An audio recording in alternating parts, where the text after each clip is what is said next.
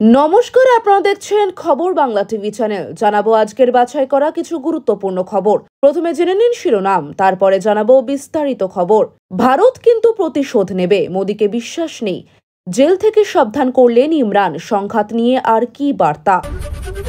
ধেয়ে আসছে বর্ষা, কবে কোথায় ঝাঁপিয়ে বৃষ্টি তারিখ বলে দিলেন বিশেষজ্ঞরা। লাগাতার অত্যাচার চালাতেন প্রেমিকা, সৃঞ্জয়ের মৃত্যুতে বিস্ফোরক দিলীপ জয়ার বান্ধবী, মুখ খুললেন কুণালো। 23টি জেলায় শপিং মল হবে, উত্তরবঙ্গ সফরেও যাচ্ছি, নবান্ন থেকে ঘোষণা করলেন মমতা। কর্নেল সোফিয়া কুরেশির বাড়িতে হামলা চালিয়েছে আরএসএস, সামনে এলো বিস্ফোরক তথ্য। সবার আগে সারাদিনের শীর্ষে থাকা নির্ভরযোগ্য খবর পেতে এখনই ভিডিওটিতে একটি লাইক করে চ্যানেলটি সাবস্ক্রাইব করে দিন। নমস্কার, এতক্ষণ দেখছিলেন সংবাদ শিরোনাম, এবার শুরু হলো বিস্তারিত খবর। ভারত কিন্তু প্রতিশোধ নেবে, মোদীকে বিশ্বাস নেই। জেল থেকে সাবধান করলেন ইমরান, সংঘাত নিয়ে আর কি বার্তা? ভারত পাকিস্তান সংঘাতের আবহে জেল থেকে দেশবাসীকে সাবধান করলেন প্রাক্তন প্রধানমন্ত্রী ইমরান খান। ভারত প্রতিশোধ নিতে পারে বলে জানালেন তিনি। কোনো অবস্থাতেই যাতে ভারতের প্রধানমন্ত্রী নরেন্দ্র মোদীকে বিশ্বাস না করা হয়, সেই বার্তাও দিয়েছেন। জেলে ইমরানের সঙ্গে দেখা করতে গিয়েছিলেন তার বোন আলিমা খান। তার মাধ্যমে সাবধান বাণী শুনিয়েছেন প্রাক্তন প্রধানমন্ত্রী। পরে ইমরানের এক্স হ্যান্ডেলেও তার বার্তা প্রকাশ করা হয়েছে। যদিও জেলবন্দি ইমরান সরাসরি এক্স হ্যান্ডেলটি নিয়ন্ত্রণ করতে পারেন না। পাকিস্তানের সংবাদ মাধ্যম ডন ইমরানের বোনকে উদ্ধৃত করে প্রাক্তন প্রধানমন্ত্রীর বার্তা জানিয়েছে। ইমরান বলেছেন, ভারত এবং পাকিস্তানের মধ্যে যে পরিস্থিতি তৈরি হয়েছিল তাতে সবসময় তাৎক্ষণিক প্রতিক্রিয়া প্রয়োজন। পাকিস্তানকে এখন সতর্ক থাকতে হবে, কারণ মোদী অবশ্যই প্রতিশোধ নেবে। ইমরানের এক্স হ্যান্ডেলের পোস্ট অনুযায়ী পাকিস্তানের সশস্ত্র বাহিনীর প্রশংসা করেছেন তিনি। বলেছেন, এই দেশ আমার, সেনাবাহিনীও আমার। আমি এই কথা সব সময় বলে এসেছি। আমাদের সেনা আকাশপথে এবং স্থলপথে মোদীকে পরাস্ত করেছে। ইমরানের দাবি, পাকিস্তানের সাধারণ মানুষকে নিশানা করেছিল ভারত। ভারতের হামলাকে কাপুরুষোচিত বলে উল্লেখ করেছেন তিনি। বলেছেন, ভারতের কাপুরুষোচিত হামলায় পাকিস্তানের যে সমস্ত সাধারণ পরিবার ক্ষতিগ্রস্ত হয়েছে, আমরা তাদের পাশে আছি। পাক বায়ুসেনা দুর্দান্ত কাজ করেছে। উল্লেখ্য, পাকিস্তান প্রথম থেকেই দাবি করে আসছে, ভারতের অপারেশন সিঁদুরে তাদের দেশের সাধারণ নাগরিকেরা প্রাণ হারিয়েছেন, ক্ষতি হয়েছে ধর্মীয় প্রতিষ্ঠানের। ভারত অবশ্য সেই সব দাবি উড়িয়ে দিয়েছে। ভারতীয় সেনাবাহিনীর তরফে জানানো হয়েছে, পাকিস্তানে অবস্থিত জঙ্গি ঘাঁটিগুলি নিশানা করা হয়েছিল অপারেশন সিঁদুরে, সেগুলি ধ্বংস করা হয়েছে। ভারতের এই অভিযানের পাল্টা হিসেবে পাকিস্তান ঘোষণা করে অপারেশন বুনিয়ান আন মারসুস। জম্মু কাশ্মীর সহ পশ্চিম ভারতের সীমান্তবর্তী একাধিক এলাকায় তারা হামলা চালায়। ভারতের আকাশ প্রতিরক্ষা ব্যবস্থা পাক গোলাগুলি রুখে দিয়েছে। গত 22 এপ্রিল পেহেলগাঁওয়ে পর্যটকদের উপর জঙ্গি হামলার ঘটনায় পাকিস্তানকে দায়ী করে ভারত। তাদের বিরুদ্ধে একাধিক পদক্ষেপ করা হয়। সন্ত্রাস বিরোধী অভিযান হিসেবে 6 মে মঙ্গলবার গভীর রাতে শুরু হয় অপারেশন সিঁদুর। তারপর বেশ কয়েকদিন সীমান্তে সংঘাত অব্যাহত ছিল। দুই তরফেই গোলাবর্ষণ করা হয়েছে। শনিবার ভারত ও পাকিস্তান সংঘর্ষ বিরতির সিদ্ধান্ত নেয়।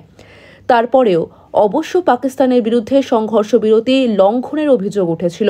তবে রবিবার থেকে মোটের উপর পরিস্থিতি শান্ত ও স্বাভাবিক রয়েছে। গত সোমবার দুই দেশের সামরিক বাহিনীর ডিরেক্টর জেনারেল অফ মিলিটারি অপারেশনসের মধ্যে হটলাইনে কথাও হয়েছে। তার মাঝেই ভারতের প্রতিশোধের আশঙ্কা করছেন জেলবন্দি পাক নেতা ইমরান। ধেয়ে আসছে বর্ষা, কবে কোথায় ঝাঁপিয়ে বৃষ্টি তারিখ ধরে বলে দিলেন বিশেষজ্ঞরা। আগামী কয়েকদিন দক্ষিণবঙ্গের প্রায় সব জেলাতেই বিক্ষিপ্তভাবে হালকা মাঝারি বৃষ্টির সম্ভাবনা আছে, জানিয়ে দিল আলিপুর আবহাওয়া দফতর। দক্ষিণবঙ্গের সব জেলাতেই হালকা থেকে মাঝারি বৃষ্টির সম্ভাবনা রয়েছে। বিশেষ করে মুর্শিদাবাদ, উত্তর 24 পরগনা, পূর্ব মেদিনীপুরে হালকা মাঝারি বৃষ্টির সম্ভাবনা রয়েছে। বাকি জেলায় বিক্ষিপ্ত হালকা বৃষ্টি। আবহাওয়া দফতরের পূর্বাভাস, উত্তরবঙ্গের উপরের 5টি জেলায় বেশিরভাগ জায়গাতেই বৃষ্টি হবে। বিক্ষিপ্তভাবে কয়েকটা জায়গায় ভারী বৃষ্টি হতে পারে। দক্ষিণবঙ্গের সব জেলাতেই অনেক জায়গায় হালকা মাঝারি বৃষ্টির সম্ভাবনা রয়েছে। আগামীকাল উত্তরবঙ্গের মালদা ও দিনাজপুরে হালকা মাঝারি বৃষ্টি এবং উপরের 5টি জেলায় অপেক্ষাকৃত একটু বেশি বৃষ্টি হবে। 16 তারিখ উত্তরবঙ্গের সব জেলাতেই বৃষ্টির পরিমাণ বাড়বে এবং দক্ষিণবঙ্গে বিক্ষিপ্ত হালকা ও মাঝারি ধরনের বৃষ্টি হবে। 17 তারিখ উত্তরবঙ্গের উপরের 5টি জেলায় বেশিরভাগ জেলাতেই বৃষ্টির পরিমাণ বেশি থাকবে। 17 তারিখ দক্ষিণবঙ্গে মুর্শিদাবাদ, বাঁকুড়া, ঝাড়গ্রাম, পুরুলিয়া এবং 2 বর্ধমানে হালকা থেকে মাঝারি বৃষ্টি। বাকি জেলায় বিক্ষিপ্ত হালকা বৃষ্টির সম্ভাবনা রয়েছে। 18 তারিখ উত্তরবঙ্গের সব জেলাতেই ওয়াইড স্প্রেড বৃষ্টি, বেশিরভাগ জায়গাতেই বৃষ্টি হবে। 18 তারিখ দক্ষিণবঙ্গের সব জেলাতেই বৃষ্টি হবে। 19 ও 20 তারিখ দক্ষিণবঙ্গের সব জেলাতেই বিক্ষিপ্ত বৃষ্টি হবে। আর উত্তরবঙ্গে 20 তারিখ উপরের 5টি জেলায় ভারী বৃষ্টির সম্ভাবনা রয়েছে। উত্তরবঙ্গের কোচবিহার, আলিপুরদুয়ারে বিক্ষিপ্ত ঝড় বৃষ্টি, 40 থেকে 50 কিলোমিটার বেগে ঝোড়ো হাওয়া সহ ভারী বৃষ্টির সতর্কতা। এছাড়াও দার্জিলিং, কালিম্পং ও জলপাইগুড়িতে বিক্ষিপ্তভাবে ঝড় বৃষ্টির সঙ্গে 40 থেকে 50 কিলোমিটার বেগে ঝোড়ো হাওয়া সতর্কবার্তা।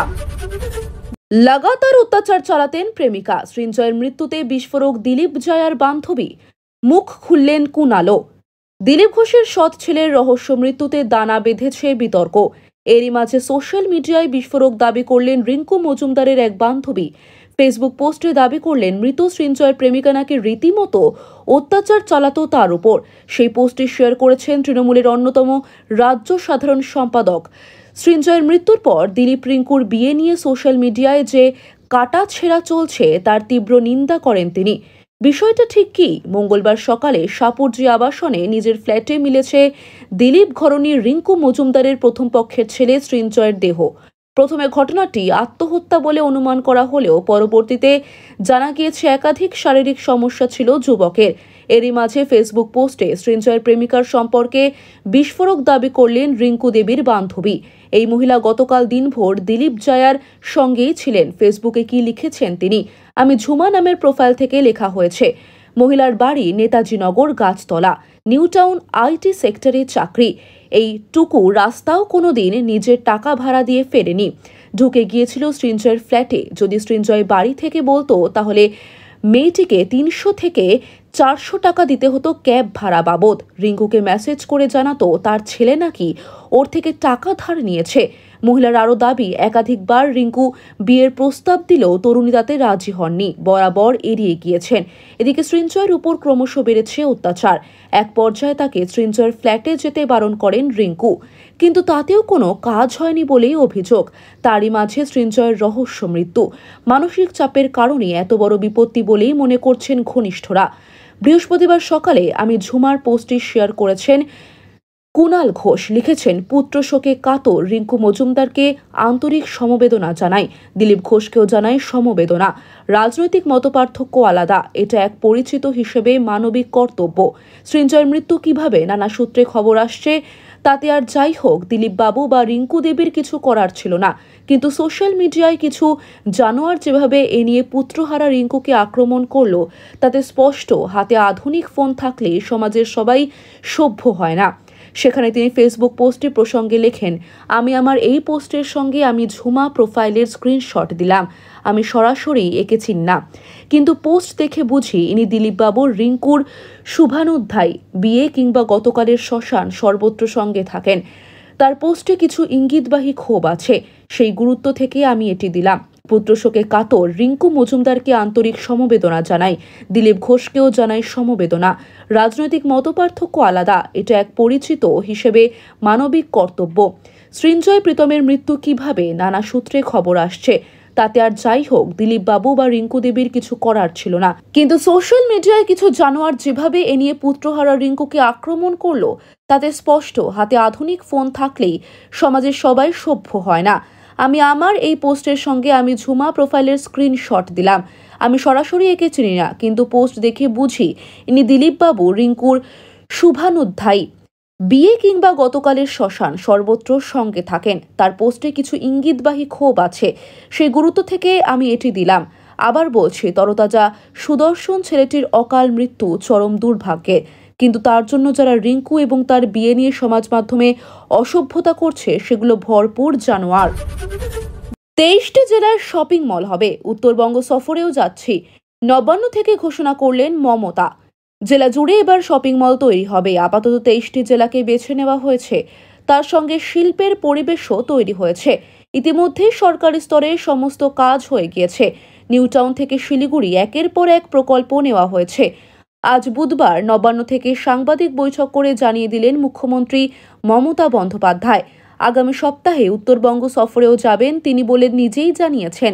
সেখানেও একগুচ্ছ কর্মসূচি নেওয়া হয়েছে। বাংলাকে ঘিরে শিল্প এবং কর্মসংস্থানে যে জোর দেওয়া হয়েছে সেটাও জানান মুখ্যমন্ত্রী। আজ বুধবার নবান্নে মন্ত্রিসভার বৈঠক ছিল। সেখানে জমি সংক্রান্ত নানা প্রস্তাব এবং প্রকল্পের কথা উঠে আসে। মুখ্যমন্ত্রী নিজেই বাকি মন্ত্রীদের জানিয়ে দেন কোন কোন প্রকল্প নেওয়া হয়েছে, আর সব শুনে তাদের সম্মতি দিতেই তা পাশ হয়ে যায়। এই বিষয়ে মুখ্যমন্ত্রী বলেন, জমি দেখে ক্রস চেক করে তবেই কাজ করছি। আমরা 23টি জেলায় 23টি শপিং মল বা বড় বাজার করব। তার মধ্যে প্রথম দুটি তল স্বনির্ভর গোষ্ঠীকে নিয়ে দেওয়া হবে। যেহেতু 1 একর জমি আমরা দিচ্ছি, তাই প্রথম এবং দ্বিতীয় তল স্বনির্ভর গোষ্ঠীকে দিতে হবে। এই শপিং মল বা বড় বাজার হলে ব্যাপক কর্মসংস্থান তৈরি হবে বলে মনে করেন মমতা বন্দ্যোপাধ্যায়। স্বনির্ভর গোষ্ঠী নিজেদের তৈরি জিনিস বিক্রি করতে পারলে রোজগার হবে, ক্রেতা বিক্রেতার সরাসরি যোগাযোগ গড়ে উঠবে। এই বিষয়ে মুখ্যমন্ত্রীর বক্তব্য, আজ 11টি জেলায় জমি চিহ্নিত করার কাজ হয়ে গিয়েছে। পুরুলিয়া, দার্জিলিং, বাঁকুড়া, ঝাড়গ্রাম, মুর্শিদাবাদ, উত্তর দিনাজপুর সহ একাধিক জেলায় শপিং মল হবে। দীঘায় জগন্নাথ ধামের কাছেও একটা করে দেওয়া হবে। শিলিগুড়িতে ইন্টারন্যাশনাল সেন্টার হবে। আজকে আর একটি গর্বের জিনিস বাংলায় হবে যা ঘোষণা করছি, সেটি হলো হিডকোর সঙ্গে পিপিপি মডেলে 25 একর জমিতে international information technology entertainment and cultural park তৈরি করতে যাচ্ছি। এটার নাম আইটেক, বাংলা নাম বিশ্ব অঙ্গন। এরপরই উত্তরবঙ্গ সফরের কথা জানিয়ে দেন মুখ্যমন্ত্রী। তবে এবারের সফর বেশি দিনের হবে না। সেখানেও নানা কর্মসূচি রাখা হচ্ছে। উত্তরবঙ্গের স্থানীয় নেতাদের তা জানিয়ে দেওয়া হয়েছে। এখন উত্তরবঙ্গে বৃষ্টি হচ্ছে, তাই হেলিকপ্টার ব্যবহার করবেন না মুখ্যমন্ত্রী। মমতা বন্দ্যোপাধ্যায়ের কথায়, সামনের সপ্তাহে উত্তরবঙ্গ সফরে যাব আমি। বানারহাট, ওদলাবাড়িতে পাবলিক ডিস্ট্রিবিউশন কর্মসূচি করা হবে। তারপর প্রশাসনিক বৈঠক হবে 21 তারিখ, আর 22 তারিখ ফিরে আসব। শুনছি প্রাকৃতিক দুর্যোগ হবে, তাই এবারে সফর বেশি দিনের করা হচ্ছে না। এখানটাও তো দেখতে হবে। কর্নেল সোফিয়া কুরেশির বাড়িতে হামলা চালিয়েছে আরএসএস, সামনে এলো বিস্ফোরক তথ্য। অপারেশন সিঁদুর ও তার পরবর্তী ভারত পাকিস্তান ঘাত প্রত্যাঘাতের আবহে আলোচনায় কেন্দ্রবিন্দুতে কর্নেল সোফিয়া কুরেশি। রাতারাতি দেশবাসীর মন কেড়েছেন মহিলা সেনাকর্মী সোফিয়া। প্রায় প্রতিদিনই সোশ্যাল মিডিয়ার দেওয়াল ভরছে কর্নেল সোফিয়া কুরেশি ও উইং কমান্ডার ভূমিকা সিং এর প্রশংসায়। এবার সোশ্যাল মিডিয়ায় ছড়িয়ে পড়ল একটি অন্যরকম পোস্ট। এই পোস্টে দাবি করা হয়, সোফিয়া কুরেশির কর্ণাটকের বাড়িতে হামলা চালিয়েছে রাষ্ট্রীয় স্বয়ংসেবক সংঘ বা আরএসএস এর একটি শাখা। ওই পোস্টে লেখা ছিল, মুসলিম ভারতীয় সেনা অফিসারের পরিবারের উপর বড় আক্রমণ। ভারতীয় সেনাবাহিনীর নবনিযুক্ত মুখপাত্র কর্নেল সোফিয়া কুরেশিও আরএসএস এর হিংসার শিকার। নির্ভরযোগ্য সূত্র অনুসারে খবর, কর্ণাটকের বেলাগাভিতে সোফিয়া কুরেশির বাড়িতে হামলা করা হয়েছে। কর্নেল কুরেশির বাড়িতে আক্রমণ আরএসএস এর বিরুদ্ধে বিস্ফোরক অভিযোগের সত্যতা যাচাই করল পুলিশ। এই পোস্টটি নজরে আসতেই তদন্ত শুরু করে পুলিশ। যাচাই করে জানা যায়, গোটা বিষয়টি একেবারেই ভুয়ো। সঙ্গে সঙ্গে বেলাগাভিতে কর্নেল কুরেশির বাড়িতে ছুটে যান কর্ণাটক পুলিশের একটি দল। জানা যায়, সম্পূর্ণ অক্ষত রয়েছে কর্নেল কুরেশির বাড়ি। পরিবার জানায়, এই ধরনের কোনো ঘটনা ঘটেনি। তবুও সতর্কতামূলক পদক্ষেপ হিসেবে কর্নেলের বাড়িতে বাড়ানো হয় নিরাপত্তা। এনডিটিভি এর প্রতিবেদন অনুযায়ী আনিস উদ্দিন নামক এক ব্যক্তির এক্স হ্যান্ডেল থেকে এই পোস্টটি শেয়ার করা হয়েছিল। পরে পরিস্থিতি বেগতিক বুঝে পোস্টটি মুছে ফেলা হয়। কর্নেল সোফিয়া কুরেশির বাড়িতে হামলা চালিয়েছে আরএসএস।